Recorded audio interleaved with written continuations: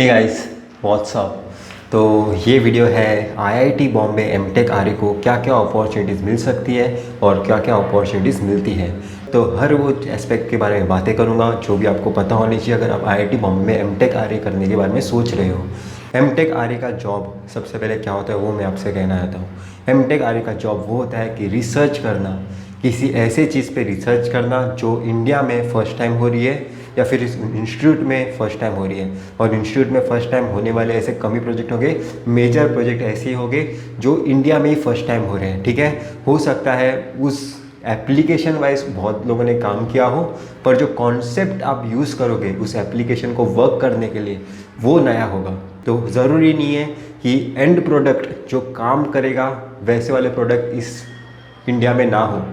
ज़रूरी ये है कि जो भी प्रोडक्ट अवेलेबल है उसमें से कुछ अलग कॉन्सेप्ट आप यूज़ कर रहे हो और वो कॉन्सेप्ट क्यों इससे ज़्यादा बेटर है, ऐसा कोई अगर आपके दिमाग में प्रोजेक्ट आया तो वो बन जाता है एक रिसर्च का टॉपिक। तो ऐसे टॉपिक्स आईआईटीज़ के प्रोफेसर्स ने चूज़ किए होते हैं। ठीक है, उन्होंने एक पहले से एक प्रॉब्लम स्टेटमेंट बनाया हुआ था, वो होता है कि उस प्रॉब्लम स्टेटमेंट के लिए कौन सी टेक्नोलॉजी यूज़ करनी है, कौन से कॉन्सेप्ट्स यूज़ करने हैं, कौन सा बच्चा इसमें अप्लाई कर सकता है, वो सारी चीज़ें रेडीली अवेलेबल होती है सभी के लिए। रिसर्च असिस्टेंट के लिए मैं बोल रहा हूँ, प्रोजेक्ट रिसर्च असिस्टेंट, ये हो गया रिसर्च आपको कौन सी करनी है। और एक टाइप का जॉब होता है जो होता है institute research assistant. Institute research assistant का जॉब ये होता है कि उसे इंस्टीट्यूट के लैब्स में उसे अपना कंट्रीब्यूट करना होगा।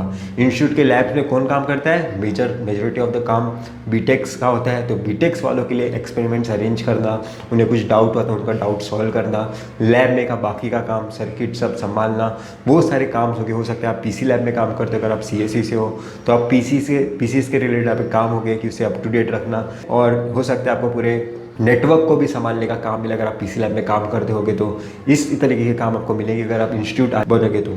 और एक टाइप का आर्य जो है टीचिंग असिस्टेंट, जो मिलता है टॉप रैंकर्स को। टीचिंग असिस्टेंट्स और इंस्टीट्यूट आर्यस का जॉब ऑलमोस्ट सेम होता है, सिर्फ इंस्टीट्यूट आर्यस को ज़्यादा दिन काम करना पड़ेगा वीक में, वहीं टीचिंग असिस्टेंट्स को 2 ही दिन काम करना पड़ता है या फिर 3 ही दिन काम करना पड़ता है वीक में। तो इस तरीके से आपके असिस्टेंटशिप डिवाइड किए गए हैं। एक होता है प्रोजेक्ट असिस्टेंट, एक होता है रिसर्च असिस्टेंट, एक होता है टीचिंग असिस्टेंट। अगर मैं अभी आपको स्टाइपेंड के टर्म से बताऊं कि किसको कितना स्टाइपेंड मिलता है, तो टीचिंग असिस्टेंट को स्टाइपेंड मिलता है 12,400, क्योंकि उसका कोर्स वर्क की तरफ उसका ज़्यादा कंट्रीब्यूशन होगा, उसका इंस्टीट्यूट के मदद करने की तरफ थोड़ा कम कंट्रीब्यूशन होगा। तो इस वजह से उसको स्टाइपेंड कम दिया गया है। वो अपने लिए ज़्यादा काम कर रहा है, उसके कोर्स वो ज़्यादा सीखने के लिए अपना काम कर रहा है, इसलिए उसे स्टाइपेंड कम दिया गया है। वही एक इंस्टीट्यूट आएगा, ज़्यादा मेन रोल क्या होगा, कोर्स तो उसे करना ही है, उतना ही करना है जितना उसे टीए वाले कैंडिडेट्स को करना है, पर उसे इंस्टीट्यूट में भी कंट्रीब्यूशन करना है, लैब्स में भी अपना कंट्रीब्यूशन ज़्यादा देना है टीचिंग असिस्टेंट से, इसलिए उन्हें 13,400 मिलता है। ठीक है, और वही एक प्रोजेक्ट असिस्टेंट को भी एक रिसर्च करना है, जो रिसर्च एक प्रोफेसर ने सोची थी, एक प्रॉब्लम स्टेटमेंट, उसको उसे आउटपुट ला के दिखाना है कि वो एंड प्रोडक्ट कैसे बन सकता है। ठीक है, तो उस टाइप के रिसर्च को भी 13,400 मिलती है। ठीक है, तो इस तरीके से स्टाइपेंड डिवाइड की गई है एमएचआरडी से, और टीचिंग असिस्टेंट को और रिसर्च असिस्टेंट को। ठीक है, सबके स्टाइपेंड ऑलमोस्ट सेम ही डेट पे आते हैं, और ऐसा कुछ नहीं होगा एक को स्टाइपेंड मिलेगा एक को नहीं स्टाइपेंड मिलेगा, ऐसा कुछ नहीं होता। बस स्टाइपेंड नहीं मिलने के सिर्फ एक ही चांसेस हो सकते हैं कि आपका पॉइंटर किसी सेमिस्टर में 6 से नीचे जाएगा, तो हो सकता है आपका कुछ स्टाइपेंड कट किया जाए। सिर्फ इतना सा ये क्राइटेरिया होता है, बाकी हर एक केस में आपको स्टाइपेंड मिलेगा। और ये जॉब करना कुछ ज़्यादा हार्ड भी नहीं होगा, आपको मज़ा आएगा, क्योंकि बहुत ज़्यादा फन होता है और काफ़ी लोग आपके जैसे वही काम करते होते हैं। और बीटेक्स वालों के साथ काम करने में और ज़्यादा मज़ा आता है, क्योंकि उनसे बहुत सारे सीखने के लिए मिलती है, बहुत सारी चीज़ें।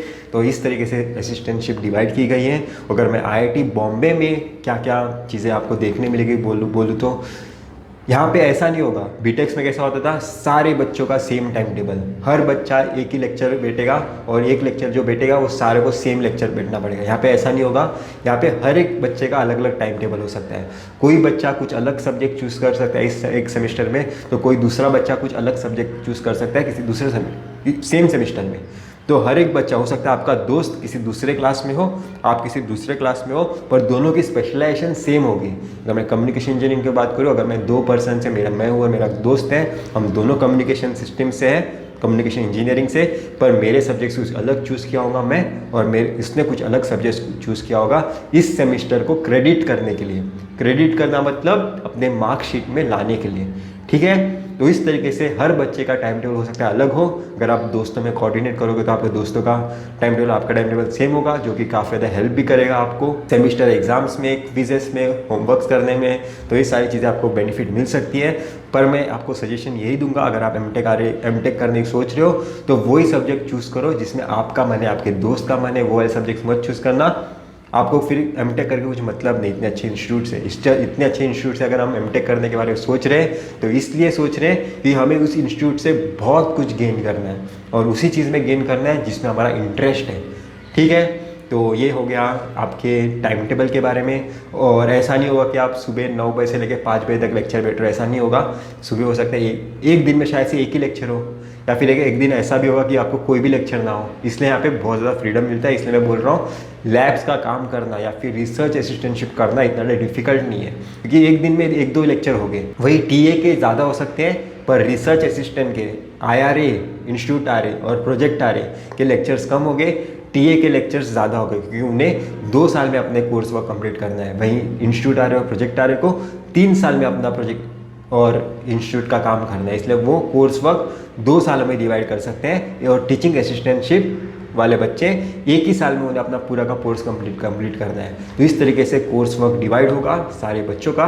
और यहाँ पे हर वीक कुछ ना कुछ कल्चरल एक्टिविटी या फिर कुछ ना कुछ टेक्निकल एक्टिविटी होती रहती है। तो आप कभी भी ऐसा डिप्रेस्ड फील नहीं करोगे पढ़ाई की वजह से। यहाँ पे हम हमेशा, आपको पता भी नहीं होगा कि ये एक्टिविटी यहाँ पे चल रही है तो कोई दूसरे कोने में कौन सी एक्टिविटी चल रही है, ठीक है। तो अगर आप IIT बॉम्बे के बारे में सोच रहे हो, सिटी से एकदम ही कनेक्टेड है, पर जैसे आप गेट के अंदर आते हो आप सिटी से एकदम आइसोलेटेड भी हो जाते हो।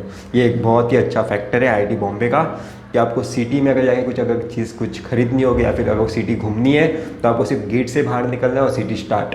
ऐसा नहीं आपको कि आपको ट्रैवल करके सिटी की तरफ जाना होगा बाकी IITs की तरह। ये डायरेक्टली सिटी को कनेक्टेड है, पर उसी के साथ साथ सिटी से आइसोलेटेड भी है, क्योंकि हमारे हॉस्टल्स और हमारा कॉलेज काफ़ी अंदर है, ठीक है।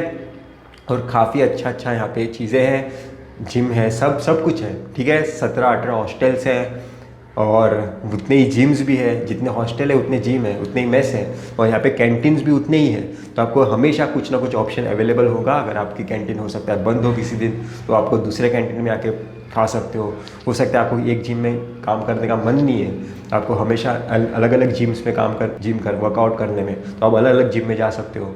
ऐसा कोई आपको रोकेगा नहीं, ठीक है। उस जिम में अपना एक कोई दोस्त बना लेना, आपको उस जिम में जाने से कोई नहीं रोक सकता, ठीक है। और टेक्निकल फेस्ट तो होता ही है, मूड इंडिगो भी होता है। बस वहाँ पे आप कंट्रीब्यूशन भी कर सकते हो या फिर आप कोऑर्डिनेट भी कर सकते हो। काफ़ी अपना एक अलग ही मज़ा है इस इंस्टीट्यूट में काम करने का। और इस इंस्टीट्यूट में आप, अगर आपको यूट्यूब चैनल बनाना है तो यूट्यूब चैनल बनाने के लिए आपको 500 एकड़ ज़मीन है, 500 एकड़ ज़मीन में आप कहीं भी बना सकते हो, आपको कोई भी नहीं रोकेगा, ठीक है। तो ये कुछ चीज़ें थी।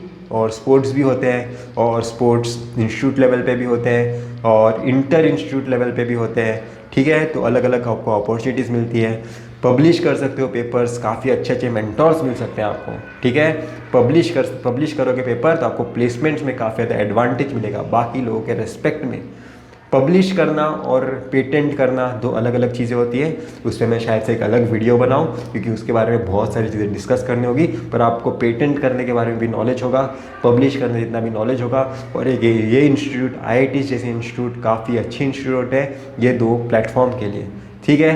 तो ये एक छोटा सा मेरा एक व्लॉग ही था, समझ लो। ये एक आपको इंट्रोडक्शन देना चाहता था कि मैं इंस्टीट्यूट RAs, प्रोजेक्ट RAs और टीचिंग असिस्टेंटशिप क्या होती है उसके बारे में। तो इतना ही था इस वीडियो में। हम फिर मिलेंगे किसी वीडियो के साथ। Till then